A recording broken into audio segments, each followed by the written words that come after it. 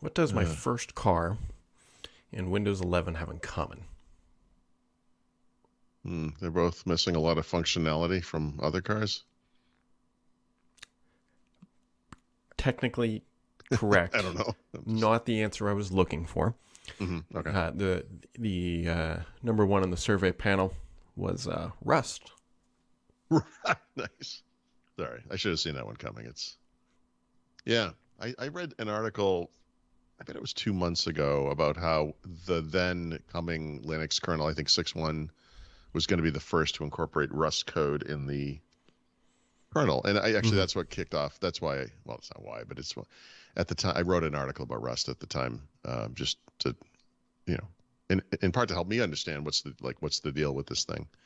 And obviously Microsoft's doing the same thing. And when you read about the how and why, it's like, yeah, no, this makes tons of sense. Plus, let's face it, nice to see him doing some work on the kernel, huh? Right. Also, speaking of which, I just saw this guy again. David Weston, I think is the guy's name, who did the presentation in Israel about this. Sounds about right. Do you know him, or is he familiar for some reason? Because as soon as he popped on screen, I was like, I know this guy. He's been at Microsoft for a while. Yeah, I mean, I must have run into him.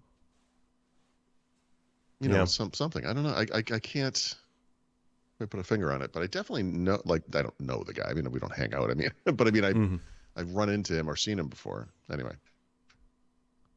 Yeah, good stuff. Yeah. So anyways, the Microsoft's working on bringing some more Rust to Windows. Although I can't remember where I read this now. But it looked like they're not rewriting the entire OS in Rust. It doesn't make sense to do that. But yeah, it doesn't make sense to do it for a lot of reasons. And the payoff, what's the payoff? I mean, yeah, you kind of look at like, what are the attack vectors here that still exist and where can we make the most difference? And they did like a proof of concept library. And, I saw a term again. This is another one from a blast from the past, KLOC. Wow. KLOC, right? Thousands of lines of code. The Rust code that they've written so far is probably 50% bigger from a lines of code perspective than the C++ code it's replacing. I don't know that needed to be mentioned. Who cares? That's not a good or bad thing. It's just, just a reality of the language or whatever. But the savings meaning the protections it puts in place are so worth it. And so, hitting the high value targets makes sense. And then, he said literally like, look, we're not going to, this is decades of work, of code. Like we can't touch all of it. But then you don't really have to, Yeah. So they announced that. I don't think they announced, I don't know if it's presumptuous to assume that it would come with Windows 12, but it's already happening. So yeah, but it's turned off though, correct? If I remember correctly. Oh, you think they would save it to like almost market it? Well, I don't know yet. From what I remember, when I remember reading this, they said they've shipped it, but it's not enabled. I see. I don't know. So I don't know. Yeah, I don't know if it's Windows 12. I don't. Yeah. I mean, in a semi-related note, Microsoft also just revealed that the first Windows 11 long-term servicing channel version is coming at the end of next year. And along with that, they are not adding more features to Windows 10, which is an interesting thing because I really don't want to go back to Windows 10, but I really would like a version of Windows that didn't change, and that puts that's an interesting thing to admit, because that is a selling point for 10 to enterprise customers. It's right. That doesn't make them want to go to Windows 11. And anyway, the reason I thought of that, obviously, well, it's Windows, obviously, but I was kind of wondering in the back of my brain. I mean, the kernel between Windows 10 and 11 has to be 99 point something percent identical, right? So would they literally tie some kernel updates to only one supported version of Windows? Is that a feature? Right? When you update the kernel, is that considered a new feature? Is that something we're not touching Windows 10 now, even at that level? I don't know. I can't remember, honestly. You might have a better memory of this one. So assuming that Microsoft ships Windows 12 in October of 2024, somewhere around that timeline. Yeah. In market, Microsoft will have 3 supported OSs. Right. That's right. You're asking, like, have they ever had Yeah, such a 3. situation? I know they've had Yeah. 2, obviously. Yeah, I would say they have, right? Because Windows XP was supported for so long.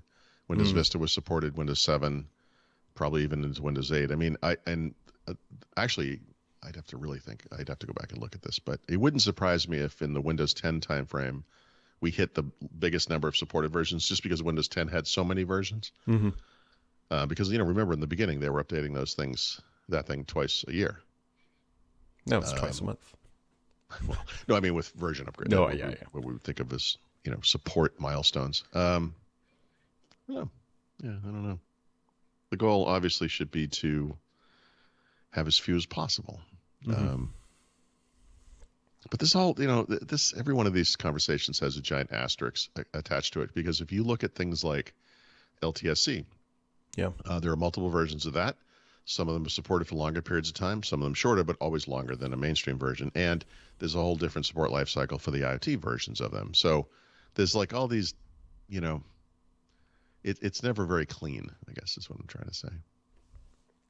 And LTSC is stuck on whatever version of Windows, whatever was the current one at the time. So like, I don't know what the latest one is, 2021 or 2019 are probably both out in the market. Like those are kind of functionally stuck at where they were when those products were new. Yep. And then also from late last week, Microsoft shipped a new build of Windows 10 25352. That's not the important part. The important part is it comes from the new ZN, which is that Zinc? Yeah, probably. Release development branch. And it comes with a new widget picker because, whatever. Hey, sure. Now this is Dev or Canary? Canary. This would be Canary. Yeah. Yeah, I mean, I think we got to look at Canary as this potentially that's Windows 12 and what's happening there. Although this thing, this early, I mean, could that appear in Windows 11? Obviously, but yeah, widget picker doesn't seem like something for 12, but you never know. That's kind of the way we've been digesting it. And since it comes from the new brand, I don't know.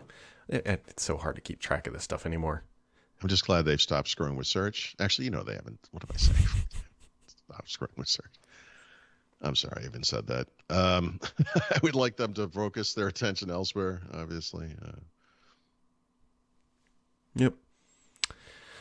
So that's that for your Monday morning moment of zinc instead of moment of moan of zinc.